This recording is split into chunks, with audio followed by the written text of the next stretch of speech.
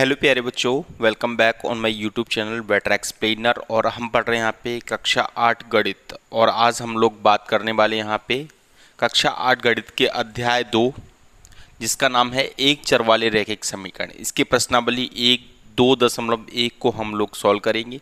तो सबसे पहले बच्चों आपको क्या करना है, यहाँ पे थोड़ा सा बेसिक समझना होगा, उसके बाद हम सवालों को सॉल्व करेंगे, जिससे हम सिंपल तरीके से सवालों को सॉल्व कर सकें। तो चलिए सबसे पहले हम थोड़ा सा इसका बेसिक समझ लेते हैं। तो देखिए यहाँ पे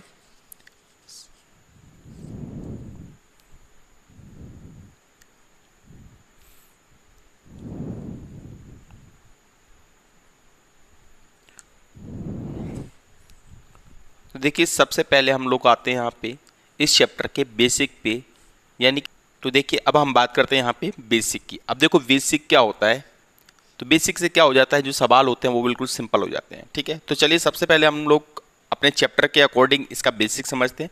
चैप्टर का नाम क्या था, एक चर वाले रैखिक समीकरण। तो सबसे पहले आपको चर संख्या के बारे में समझना पड़ेगा कि चर संख्या क्या होती है। ठीक है, तो देखिए चर संख्या क्या होती है कि वे संख्या जिनका मान शर्त के अनुसार बदलता है।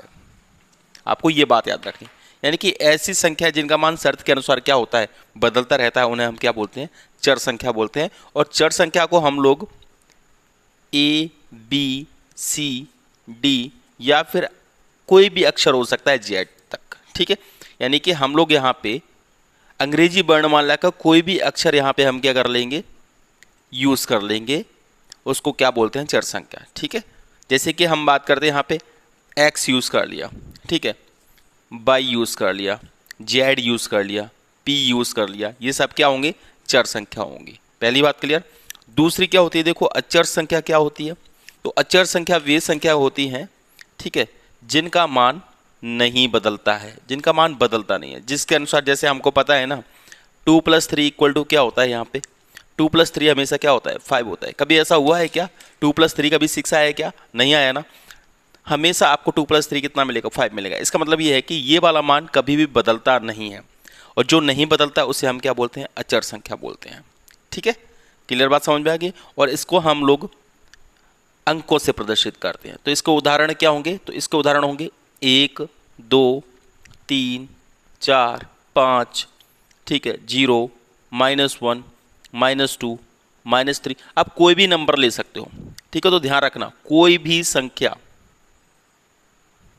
ये सब क्या होंगी, ये सब अचर संख्या होंगी। जबकि चर संख्या में क्या होता है, मान बदलता रहता है। ठीक है, तो उसको हम किससे, ABCD के अक्षर से शो करेंगे। दो बातें क्लियर होगी।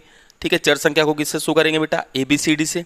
अचर संख्या को किसी भी नंबर से, क्योंकि चर संख्या अचर संख्या समझ में आ जाएगी ना, तब आपको समझ में आएगा पद।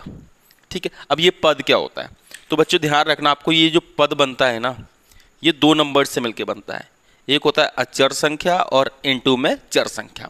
ये रूल आपको याद रख लेना है।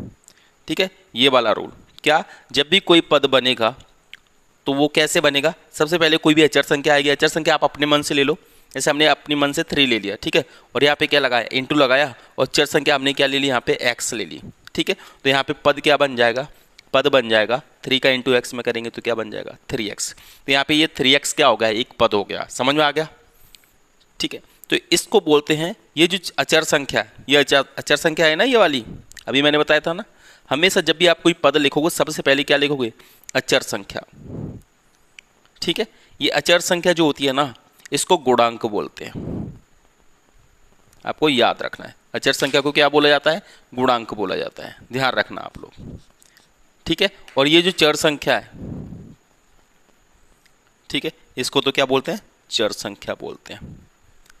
तो समझ में आ गया, कोई भी पद किससे मिलकर बनता है, कोई भी पद दो संख्याओं से मिलकर बनता है।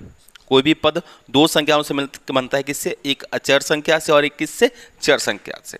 तो अब तो आपको समझ में आ गया पद के क्या उदाहरण हो सकते हैं। देखो पद हमेशा ऐसे मिलेगा यहाँ पे, ठीक है, जैसे यहाँ पे 2x, ये भी क्या एक पद है, 3x, ये भी क्या एक पद है, माइनस का 2p, ये भी क्या एक पद है, क्योंकि माइनस का 2 यहाँ पे अचर संख्या और p क्या है।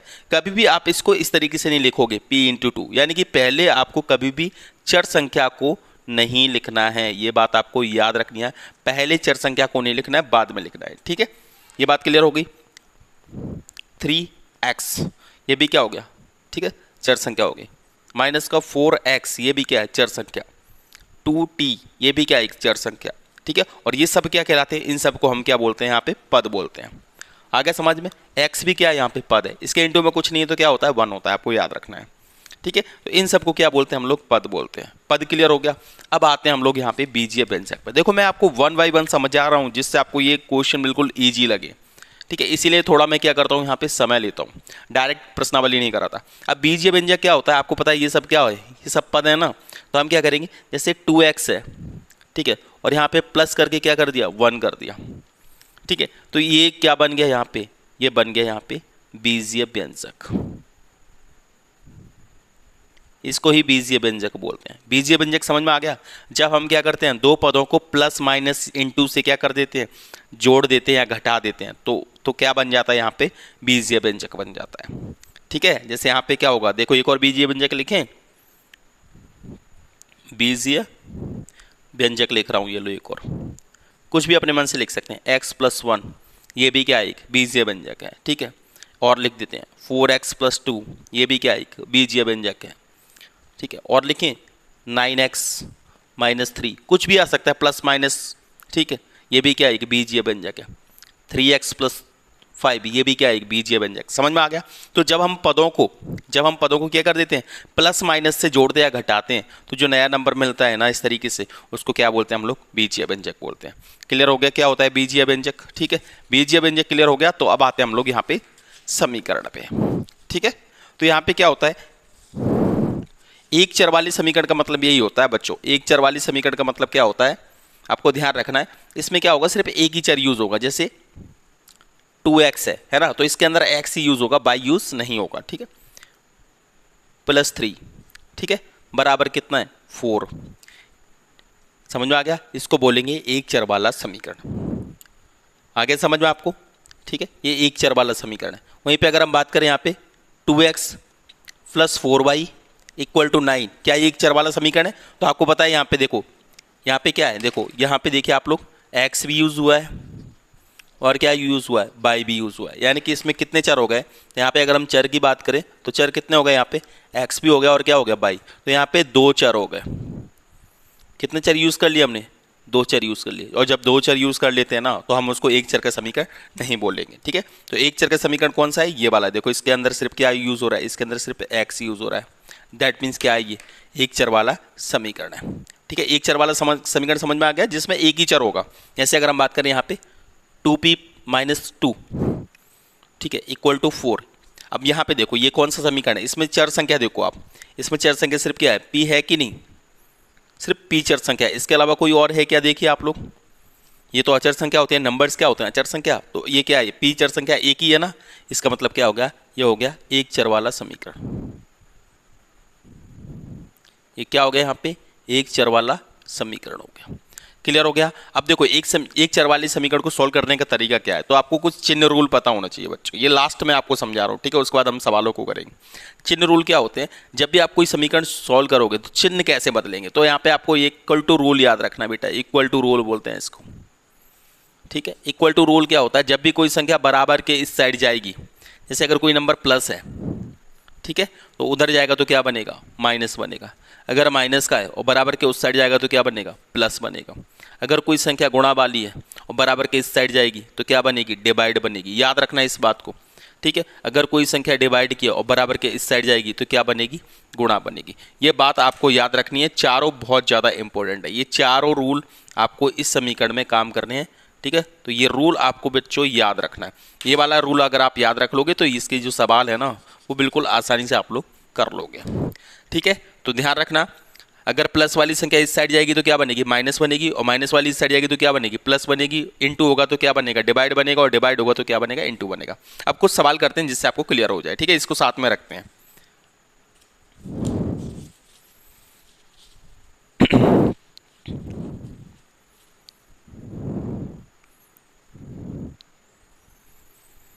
तो बच्चों देखो, बेसिक को समझने के बाद हम यहाँ पे प्रश्नावली का पहला 2.1 का पहला सवाल मैं करूंगा।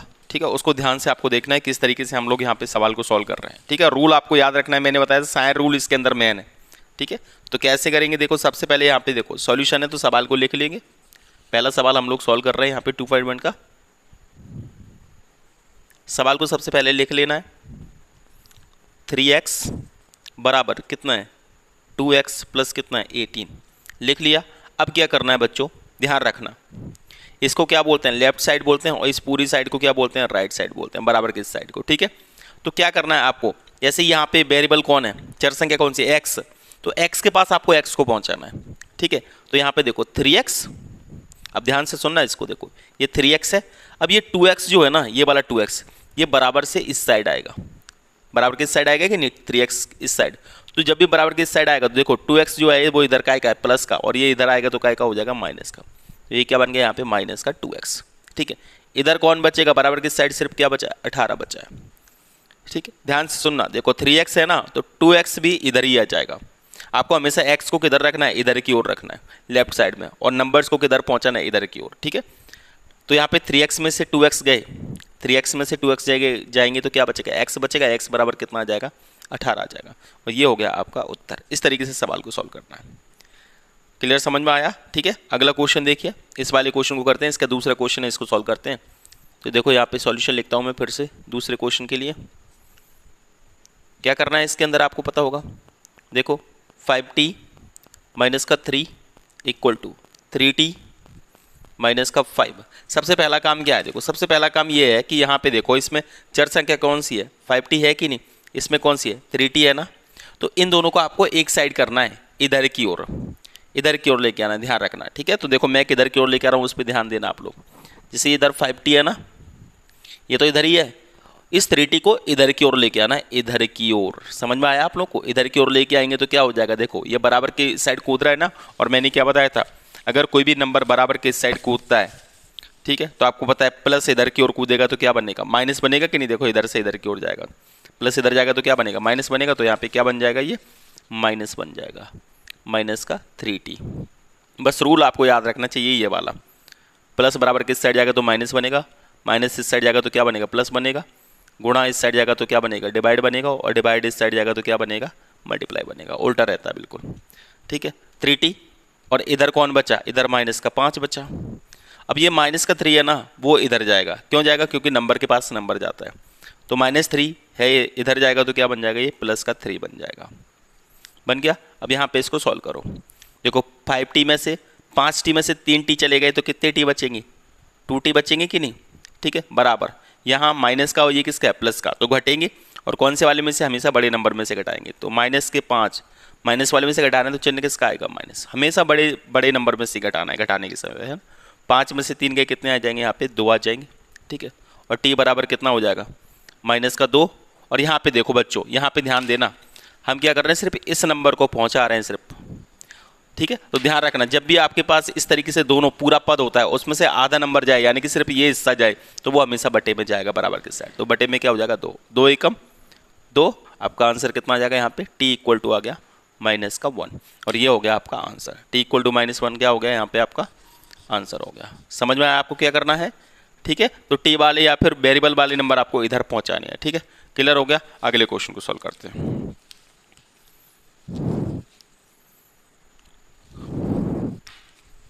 अब देखो क्वेश्चन नंबर 3 को सॉल्व करते हैं। क्वेश्चन नंबर 3 को तो पहले लिख लेते हैं, क्वेश्चन नंबर 3 को 5x प्लस 9 इक्वल टू कितना है 5 प्लस क्या होता है 3x। तो सबसे पहला काम क्या है पता ही होगा आपको, इधर 5x है ना, तो इधर वाले 5x को भी हम इधर लेके आएंगे, इधर वाले 5x को इधर लेके आएंगे, बराबर की साइड लेके जा रहे हैं ना। अब ये क्या है प्लस का, तो इधर आएगा तो क्या हो जाएगा माइनस का 3x हो जाएगा। इधर ये 5 है, देखो ये तो इस साइड ही है ना, लेकिन 9 है ना, प्लस का 9 वो बराबर के इस साइड जाएगा कि नहीं, नंबर के पास नंबर को पहुंचाना है, तो यहाँ पे क्या हो जाएगा माइनस का 9 हो जाएगा। बताया था ना प्लस वाला नंबर इधर जाएगा तो क्या बन जाएगा माइनस। अब यहाँ पे देखो, यहाँ पे क्या होगा 5x में से 3x चले जाएंगे, 5x में से 3x जाएंगे तो कितने x बचेंगे 2x बचेंगे कि नहीं। ठीक है, और यहाँ पे क्या बचेगा, ठीक है यहाँ देखो 5 ये प्लस का है और ये माइनस का है, तो हमेशा बड़े नंबर में से बता रहे हो, बड़े नंबर कौन सा है 9, 9 का है माइनस का, तो यहाँ पे चिन्ह भी का आएगा माइनस का। 9 में से 5 जाएंगे तो कितने आएंगे यहाँ पे 4 आएंगे। ठीक है, अब क्या करना है आपको, इसको सॉल्व करना है। x बराबर कितना हो जाएगा माइनस का 4, और आपको पता है ये अकेला 2 जाएगा ना, तो ये कहाँ जाएगा बटे में जाएगा। ठीक है, तो ध्यान रखना जब भी ये हिस्सा जैसे 2x में से सिर्फ हमको 2 को पहुँचाना है, किसको पहुँचाना है 2 को, तो ये कहाँ जाएगा हमेशा बटे में जाएगा, यहाँ जाएगा। ठीक है, ये 2 कहाँ पहुँच गया यहाँ पे पहुँच गया, ध्यान रखना इसीलिए निशान लगा रहा हूँ। ठीक है, तो x बराबर कितना हो जाएगा, काट दें इसको, 2 दूनी 4, x बराबर कितना आ गया -2, ठीक है। और ये आपका क्या हो गया यहाँ पे आंसर हो गया। समझ में आ गया कितना आंसर आया क्या, ठीक है। तो ये बच्चों आपका आंसर हो गया x बराबर कितना -2। क्लियर। नेक्स्ट क्वेश्चन नंबर 4 को देखो। अब ऐसे क्वेश्चन नंबर 4 को करना है, बिल्कुल सिंपल क्वेश्चन है, ठीक है। क्वेश्चन नंबर 4 को लिख ले, पहले सॉल्यूशन लिखा और सवाल को लिख लें 4z + 3 बराबर 6 प्लस क्या है 2z। आपको पता है ना वेरिएबल वाले कौन कौन से हैं, ठीक है। वेरिएबल वाला 4z है और कौन है 2z। ये इस साइड जाएंगे, एक साइड जाएंगे कि नहीं, तो यहाँ पे देखो अगली लाइन में क्या लिखेंगे हम लोग यहाँ पे 4z, ठीक है। और ये 2z इधर पहुँचाएंगे बराबर के इस साइड, तो क्या हो जाएगा प्लस का है ना अभी, तो इधर जाएगा तो क्या हो जाएगा -2z हो जाएगा। बराबर के नीचे बराबर, यहाँ 6 तो ये इधर का इधर ही है, ये 3 जाएगा इधर की ओर, 3 इधर की ओर जाएगा तो क्या हो जाएगा प्लस का है ना, तो माइनस का हो गया, ठीक है। अब इसको सॉल्व कर लो। 4z में से 2z जाएंगे तो कितने बचेंगे यहाँ पे 2z बचेंगे कि नहीं, ठीक है। और 6 में से 3 गए तो कितने बचेंगे 3 बचेंगे। और z बराबर कितना हो जाएगा यहाँ पे 3/2। कट रहे हैं क्या, नहीं कट रहे, तो यही आपका क्या हो जाएगा यहाँ पे आंसर हो जाएगा। 3/2 आपका क्या हो जाएगा आंसर हो जाएगा। हाईलाइट में आंसर को कर देता हूँ, ये आपका क्या हो गया यहाँ पे आंसर हो गया। 3/2 क्या हो गया आपका यहाँ पे आंसर। क्लियर, समझ में आ गया किस तरीके से बच्चों क्वेश्चन कर रहे हैं, ठीक है। तो ये आपके क्वेश्चन हो गए। अगले क्वेश्चन को करते हैं।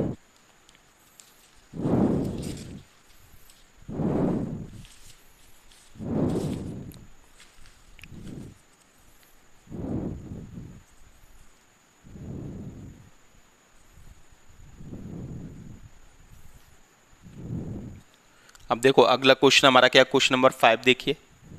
क्वेश्चन नंबर 5 को फिर से लिख लेते हैं। सभी क्वेश्चन बच्चों बिल्कुल सिंपल हैं, ठीक है। क्वेश्चन नंबर 5 लिख लें पहले। तो लिखा हमने 2x - 1 बराबर यहाँ पे कितना है 14 माइनस का x। तो सबसे पहले तो आपको पता ही होगा क्या करना है आपको, 2x है ये तो 2x से लिख लिया। ये वाला x है ना, इसको इधर लेके आएंगे तो अभी ये माइनस का इधर आएगा तो क्या का हो जाएगा प्लस का, बराबर किस साइड आएगा, तो ये 14 तो इधर ही है, ठीक है। ये माइनस का बन इधर जाएगा तो अभी ये माइनस का बन है तो इधर क्या बन जाएगा ये प्लस का बन जाएगा, ठीक है। अब 2x और 1x कितना x हो गया, यहाँ पे हो गया 3x हो गया कि नहीं। और 14 और 1 कितना हो गया यहाँ पे 15 हो गया। x बराबर कितना हो जाएगा यहाँ पे 15। और ये 3 कहाँ चला जाएगा पता है ना, x यहीं पे और 3/में में चला जाएगा, ठीक है। तो 3 पंजे कितना हो जाएगा यहाँ पे 15। x बराबर कितना हो गया 5। और ये हमारा क्या हो गया यहाँ पे आंसर हो गया। x बराबर 5 हमारा क्या हो गया यहाँ पे आंसर हो गया। इस तरीके से आंसर को लिख लेंगे, ठीक है बच्चों, आंसर कर लोगे। अगला क्वेश्चन नंबर 6 देखो। अब तो आपको समझ में आ रहे होंगे क्वेश्चन किस तरीके से हो रहा है। सभी क्वेश्चनों को ध्यान से देखना, जिससे आपको सभी क्वेश्चन क्लियर हो जाए कि क्वेश्चन किस तरीके से हम लोग यहाँ पे सॉल्व कर रहे हैं, ठीक है। तो अगला क्वेश्चन देखो यहाँ पे, इसको भी लिख लेते हैं। सॉल्यूशन लिखेंगे 8x + 4 बराबर, यहाँ पे देखो बच्चों, यहाँ पे थोड़ा सा इसको सॉल्व करना पड़ेगा। ब्रैकेट को पहले हटाते हैं, ठीक है। तो पहले तो सवाल को लिख लेता हूँ मैं यहाँ पे। ब्रैकेट में क्या है x - 1 और प्लस का कितना है 7। अब सॉल्व करते हैं। तो देखो 8x + 4, इसको तो वैसा का वैसा ही। यहाँ पे देखो ये ब्रैकेट है ना, इस ब्रैकेट को कैसे सॉल्व करेंगे, इस 3 का गुणा इसमें करेंगे x में, 3 का गुणा x में करेंगे तो क्या आएगा 3x आएगा, ठीक है। और यहाँ माइनस है तो क्या लगा देंगे माइनस। अब 3 का 1 में गुणा करेंगे तो कितना आ जाएगा 3 आ जाएगा। आगे समझ में, यानी 3 का गुणा हमने इस x में भी किया है और 3 का गुणा इस -1 में किया है तो माइनस का 3 आ गया। और प्लस का 7 वैसा का वैसा ही, ठीक है। अब क्या करना है, अब तो क्लियर हो गया ये। अब क्या करना है x वाली एक साइड करनी है। देखो यहाँ पे 8x, ठीक है, 3x को इधर लेके आएंगे तो ये अभी प्लस का है, इधर जाएगा तो क्या का हो जाएगा माइनस का 3x हो गया ये, ठीक है। माइनस का 3x बराबर इधर कौन है माइनस का 3 और प्लस का 7 और ये 4 को भी इधर पहुंचा रहा हूँ तो ये क्या हो गया माइनस का 4, ठीक है। तो यहाँ पे 8 में से 3 जाएंगे तो कितने x बचेंगे, ये बचेंगे 5x।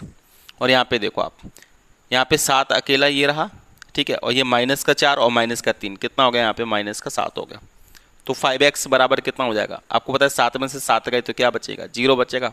x बराबर क्या हो जाएगा 0 और बटे में क्या आएगा 5। आपको पता होगा जब भी ऊपर 0 होता है, नीचे कोई भी नंबर हो, ऊपर 0 हो तो आपका आंसर हमेशा क्या आएगा 0 आएगा, ठीक है। आएगा कि नहीं, क्योंकि किसी भी नंबर में 0 में भाग देते हैं किसी भी नंबर का तो आंसर क्या आता है 0 आता है।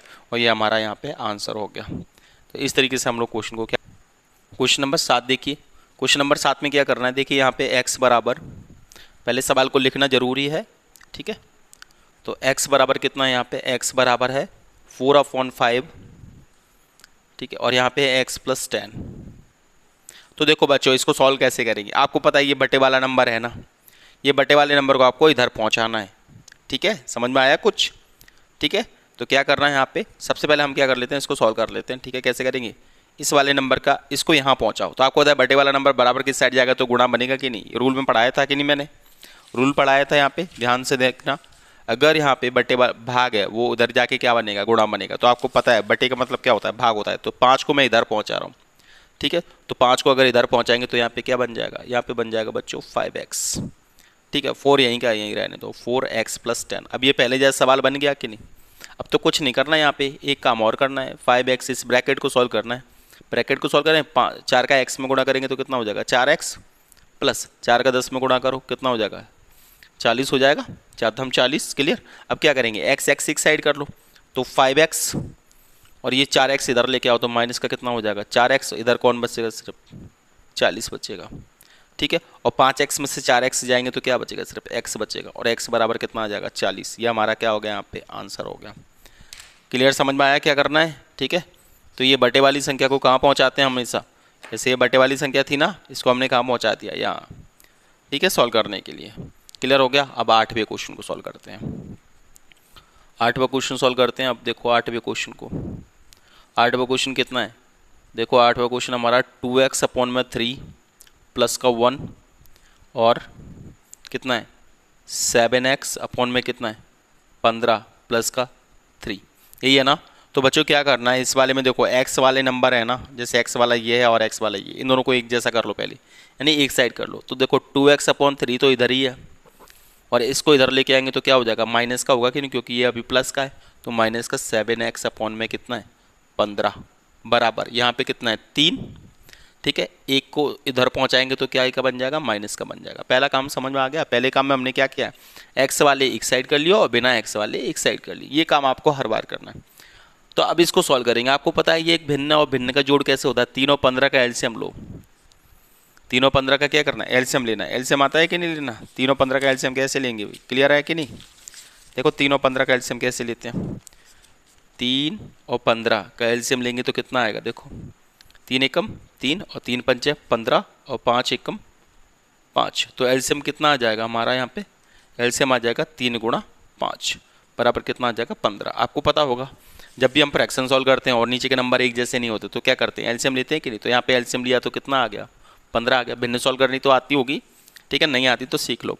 अब क्या करेंगे, इस वाले 3 का 15 में भाग देंगे, कितनी बार जाएगा, 3 पंचे 15, 5 बार जाएगा, और 5 का ऊपर गुणा करेंगे इस 2 में तो कितना हो जाएगा 5 दूनी 10x। आ गया समझ में आपको क्या करना है, भिन्न समझ में आ गया। 3 और 15 का एलसीएम 15 आ गया। अब 3 का भाग 15 में देंगे तो 5 बार जाएगा, और 5 का गुणा 2 में करेंगे तो कितना आ जाएगा 10x, और यहाँ पे क्या कर देंगे माइनस लगा देंगे। अब 15 का भाग 15 में देंगे, यानी 15 एकम 15 एक बार गया कि नहीं, ठीक है। अब इसे एक का गुणा क्या करेंगे, 7 में करेंगे तो कितना हो जाएगा 7x हो जाएगा। ये सॉल्व हो गया। यहाँ पे देखो 3 में से 1 गया तो कितना आएगा, यहाँ पे 2 आएगा। क्लियर, यहाँ तक बात समझ में आ गई। अब क्या करेंगे, देखो अगला काम क्या है, 7x 10x में 7x चले जाएंगे कि नहीं, तो कितने x बचेंगे यहाँ पे बचेंगे 3x, बटे में कितना बचेगा 15 बराबर कितना हो जाएगा 2। यहाँ तक क्लियर। अब देखो यहाँ पे 3 है और यहाँ पे 15 है, तो ये कट रहे हैं तो काट दें इसको, 3 एकम 3 और 3 पंचे 15। तो यहाँ पे क्या बचेगा, यहाँ पे बचेगा 1 × x, ठीक है, और अपॉन में कितना है यहाँ पे 5 बराबर कितना है 2। अब आपको पता है 1 × x होता है कितना है, x होता है कि नहीं, x/5 बराबर कितना हो जाएगा 2। और आपको क्लियर पता ही होगा यहाँ पे जब x बराबर क्या करेंगे 2 और ये बटे वाली संख्या इधर जाएगी तो क्या बनेगी, गुणा बनेगी कि नहीं 5। तो x बराबर कितना आ जाएगा, x बराबर आ जाएगा हमारा आंसर 10। ये हमारा यहाँ पे क्या हो गया, उत्तर हो गया। x बराबर कितना आ जाएगा, यहाँ पे 10 आ गया। ठीक है, क्लियर हो गया क्वेश्चन, ठीक है, कर लोगे सॉल्व। अब आते हैं हम अपने क्वेश्चन नंबर 9 पर।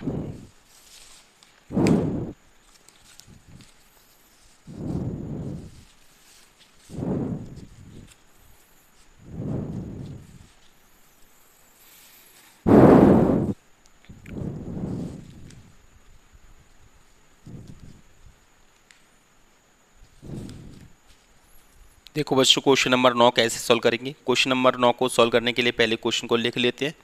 क्वेश्चन क्या है, 2 + 3/5 और 5/3 बराबर 26/3 और माइनस का कितना है 22। सवाल को लिख लिया। अब सवाल को सॉल्व कैसे करना है आपको क्लियर पता है। पहले हमको क्या करना है, जैसे एक चर वाली यहाँ पे बाई है ना, और यहाँ पे भी क्या है बाई, तो इनको एक साइड लेके आओ, इधर लेके आओ पहले। तो अगली लाइन में क्या किया हमने, देखो 2 बाई तो इधर ही था, ये माइनस का बाई है ना, इधर आएगा तो काय का बाई बन जाएगा, प्लस का बाई बन गया कि नहीं। अब इधर कौन था, इधर था 26/3 था कि नहीं, और ये इधर कौन था 5/3, 5/3 इधर जाएगा तो क्या बन जाएगा, माइनस का 5/3 बन जाएगा। क्लियर। अब सॉल्व करें इसको, देखो यहाँ पे कैसे करेंगे, 2 बाई और 1 बाई, कितने बाई हो गए यहाँ पे हो गए 3 बाई। ठीक है, सॉल्व हो गया ये। अब इसको कैसे करेंगे, देखो यहाँ पे इसको सॉल्व करने का 3 का एलसीएम, नीचे के नंबर एक जैसे है ना, तो एलसीएम कितना आएगा 3, और जब नीचे के नंबर एक जैसे होते हैं ना तो इनको डायरेक्ट लिख दो आप ऐसे ऐसे, यानी कि 26 माइनस का कितना 5। आ गया समझ में, क्यों लिखा, क्योंकि नीचे के नंबर कैसे एक जैसे, तो 3 का एलसीएम 3, और जब एलसीएम सेम होते तो ऊपर नंबर को एज इट इज लिख देते हैं, 26 माइनस 5 लिख दिया। अब इसको सॉल्व कर लो, तो यहाँ पे कितना है बच्चों 3 बाई बराबर, यहाँ पे 26 में से 5 जाएंगे तो कितने बचेंगे 21, और बटे में कितना बचा 3 बचा कि नहीं। ठीक है, अब इसको काटेंगे तो देखो 3 सत्ते 21, ठीक है, तो 3 बाई बराबर कितना आ गया, 3 बाई बराबर कितना आ गया, यहाँ पे 7 आ गया, आ जाएगा कि नहीं, 3 बाई बराबर 7 आ गया, और बाई बराबर कितना आ जाएगा, बाई बराबर 7, आपको पता है ये संख्या कहाँ जाएगी, बटे में 3, तो बाई बराबर आ गया 7/3, बाई बराबर कितना आ गया यहाँ पे 7/3, हमारा यही क्या है यहाँ पे आंसर है। आगे समझ में क्वेश्चन नंबर 9। अब आते हैं हम लोग क्वेश्चन नंबर 10 पे। जैसे हमने क्वेश्चन नंबर 9 किया है ना, वैसे हम क्वेश्चन नंबर क्या करेंगे 10 को भी सॉल्व करेंगे। तो क्वेश्चन नंबर 10 वही काम करना है आप लोगों को, सबसे पहले सवाल को लिख लेना है, सॉल्यूशन, ठीक है। 3m इक्वल टू कितना हो जाएगा 5m माइनस का कितना 8/5। आपको पता है ना, पहले इसमें चर संख्या कौन सी है, m है ना, तो इनको एक जैसा करते हैं, यानी एक साइड लेके जाते हैं, तो यहाँ पे क्या हो जाएगा 3m तो पहले से इधर है, ठीक है, 5m इधर की ओर जाएगा तो काय का हो जाएगा, माइनस का 5m हो जाएगा कि नहीं, बराबर इधर कौन बचेगा, इधर ये बचेगा बेचारा, माइनस का 8/5, माइनस का 8/5। ठीक है, अब क्या करना है, अगला काम क्या होगा बताइए, अगला काम क्या होगा, अगला काम क्या करना है, माइनस करना है ना, तो माइनस कर देते हैं। तो आपको पता है ये प्लस का और ये माइनस का घटेगा, बड़ी संख्या में से घटेगा, तो हम 5 में से घटाएंगे ना 3, 5 का आएगा माइनस का, तो चिन्ह किसका आएगा माइनस का, और 5 में से 3 गए तो कितने आ जाएंगे यहाँ पे 2m आ जाएगा। ठीक है, और यहाँ पे कितना हो जाएगा माइनस का 8 कितना हो जाएगा यहाँ पे 5 हो गया। क्लियर, समझ में आ गया यहाँ तक। ठीक है, अब हमारा एक काम है यहाँ पे, क्या काम है यहाँ पे, आपको पता होगा हमको m की वैल्यू चाहिए, तो m बराबर कितना है माइनस का 8 बटे में कितना है 5, और आपको पता है ये -2 कहाँ जाएगा, बटे में जाएगा, मतलब क्या बनेगा डिवाइड बनेगा, डिवाइड कितना हो जाएगा माइनस का 2, और हमने आपको समझाया यहाँ पे m बराबर क्या होता है माइनस का 8/5, ठीक है, और बटे में क्या होता है 1, और यहाँ पे गुणा का निशान लगेगा तो ये संख्या ऊपर पहुँच जाएगी और ये संख्या कहाँ पहुँच जाएगी नीचे। समझाया कि नहीं, ये वाला क्वेश्चन भाग आता है कि नहीं भिन्न का।